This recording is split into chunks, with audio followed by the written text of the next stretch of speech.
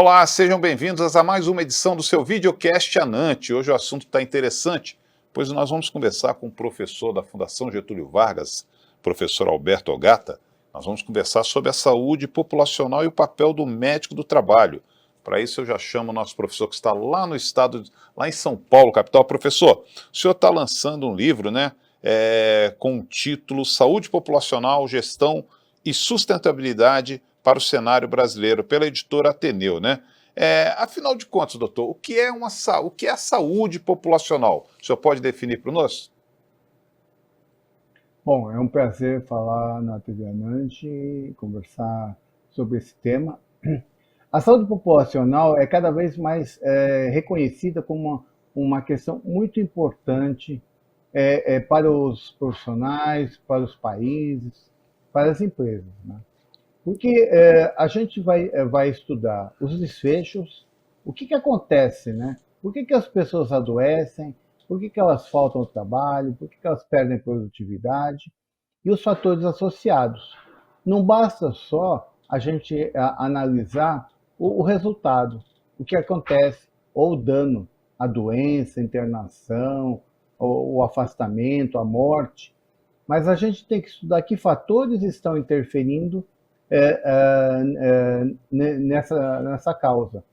Isso pode ter a ver com a empresa, pode estar relacionado ao ambiente, à sociedade. Então, toda vez que a gente tem uma população adstrita, né, como uma empresa, como uma cidade, como um país, a gente precisa conhecer todos os fatores que interferem na saúde das pessoas, né? Então, é uma disciplina cada vez mais relevante para todas as especialidades médicas. Muito interessante, doutor. E nessa nossa especialidade de medicina do trabalho, qual a importância do médico do trabalho nesse cenário? O médico do trabalho é um personagem absolutamente estratégico, porque hoje em dia a gente não se admite mais um médico que esteja restrito só ao cumprimento de requisitos legais, fazer atendimentos, fazer ASO, evitar penalidades à empresa.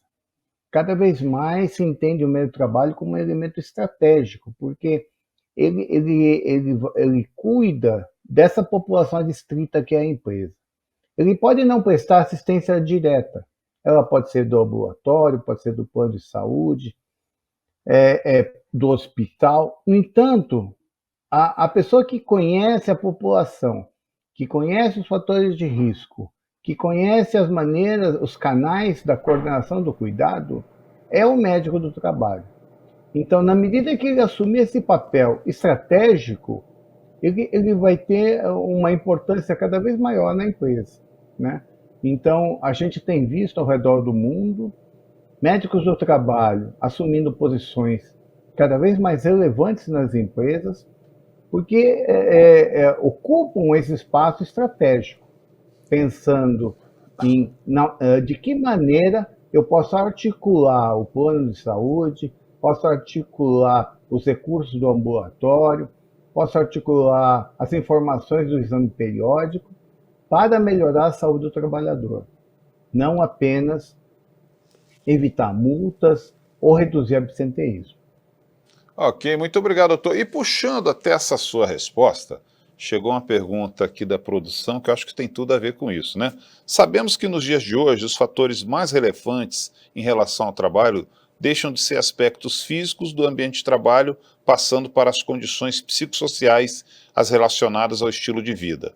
Onde o médico do trabalho se insere nesse contexto? Uma boa pergunta. Realmente, a gente está migrando de uma situação onde, há algum tempo, os grandes fatores associados ao adoecimento do trabalhador estavam relacionados aos aspectos físicos, agentes químicos, agentes físicos.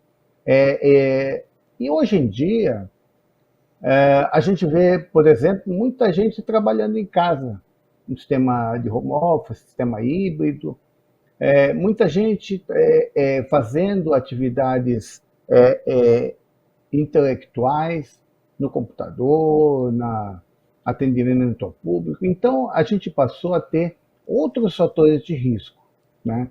Então, os fatores psicossociais, a gente viu os estudos populacionais, o Vigitel, que acaba de ser lançado, nossas taxas de obesidade no Brasil só aumentam. E todos sabem a associação entre obesidade e muitas doenças. Câncer, doença cardiovascular, doenças cerebrais, muitas doenças. Isso só está piorando. O brasileiro é cada vez menos ativo. Então, a gente pensar nessas condições e a maneira de abordar. Porque não basta a gente falar assim, não, eu tenho um problema psicossocial, eu vou contratar um prestador, alguém que faça alguma atividade online, eu vou contratar um prestador de ginástica, um site, um aplicativo de academia. Não, a utilização de serviços isolados não traz resultado. Então, o papel, hoje, cada vez maior, do médico do trabalho é articular esses recursos para que o nível de saúde dos trabalhadores melhore, né? Então, não importa se aquele serviço o trabalhador curtiu, se ele traz uma boa participação, engajamento, NPS bom, não é isso importante. A gente tem que ver, no final do dia, se a gente reduziu as taxas de ansiedade, estresse, depressão, obesidade, alimentação inadequada, hipertensão. Isso é que importa, né? E isso, quem tem as ferramentas para fazer essa gestão é o médico do trabalho. Doutor, e logicamente nós temos que falar de tecnologia, né? A questão de inteligência artificial, Big Data, aprendizado em máquina, isso influencia na gestão da saúde dentro do ambiente de trabalho?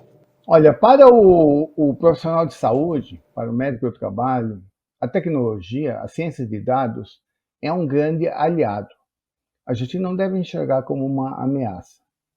Ela permite que a gente consiga obter informações de múltiplas fontes do plano de saúde, do exame periódico, da utilização de medicamentos, do RH, do crime organizacional, dados estruturados e não estruturados, e a gente consegue identificar, através, por exemplo, da inteligência artificial, as pessoas que têm maior risco, as pessoas que devem merecer um cuidado todo especial, porque não basta a gente também abordar só as pessoas que adoecem.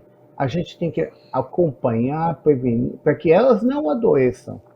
E isso, a inteligência artificial pode ser um grande aliado.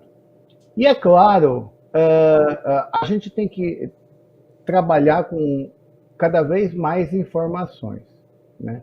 Então, Big Data é uma realidade.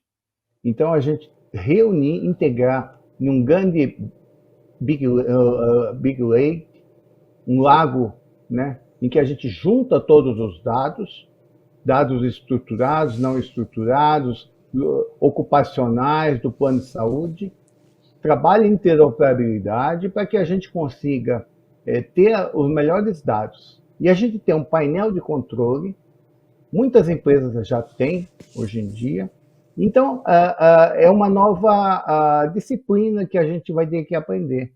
Os profissionais de saúde que estão nas empresas têm conhecimentos básicos de ciência de dados, para que possam, pelo menos, demandar para os cientistas de dados as suas necessidades. Então, a questão é muito interessante. A ciência de dados não é uma ameaça, ela é uma grande aliada para melhorar os resultados. Interessante. E no tocante à atenção à saúde, professor, particularmente relacionado aos planos de saúde, né? Tem sido uma questão cada vez mais relevante para as empresas. Qual o papel do médico do trabalho neste campo, neste contexto? Bom, na minha opinião, ele é central, né? Os planos de saúde, eles têm gerado um custo cada vez maior para as empresas, né? 10, 12% da folha de pagamento. É praticamente insuportável. No entanto, muitas empresas adotam a solução de baixar o nível do plano, estabelecer altas coparticipações, trocar de plano. A solução é a gente ter um melhor cuidado na saúde dos trabalhadores e seus familiares. Então, muitas vezes, esse plano é administrado pela área de recursos humanos, onde não tem um profissional médico que conhece os fatores associados ao adoecimento, a questão das medidas de prevenção que podem ser adotadas. Então, o RH, quando fica com o RH, ele deve procurar muito se integrar ao médico do trabalho, que é um profissional valioso para propiciar a melhor gestão da saúde das pessoas.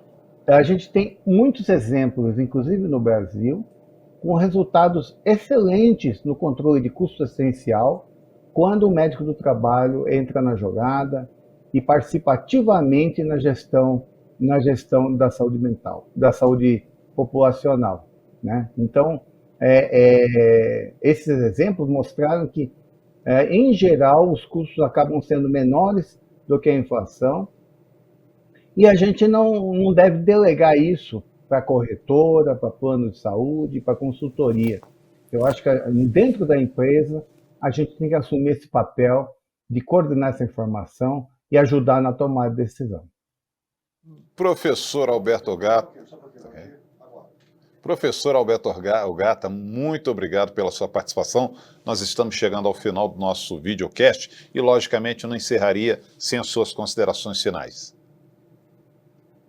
Não, eu quero agradecer o convite, realmente, e mostrar muita confiança no avanço da saúde populacional como uma ferramenta para a melhoria dos resultados. Seja, a gente tem chamado isso de quebrar os silos. Não pode ficar cada um numa lojinha. A área de saúde e segurança, o plano de saúde, o hospital e a assistência. Nós temos que quebrar o silo para atuar de maneira integrada, sempre no cuidado centrado no trabalhador, no paciente. Muito obrigado por quem nos acompanhou e estou sempre à disposição. Professor Alberto Gata, muito obrigado. Em nome de toda a diretoria da ANANT, agradeço a sua participação em mais esse episódio do videocast. Para você que nos acompanhou, lembrando também que nós vamos ter o nosso formato de podcast. Tem o videocast que você está nos vendo e teremos o formato de podcast nas principais plataformas de áudio. Estaremos de volta na próxima edição do seu videocast ANANT. Até lá!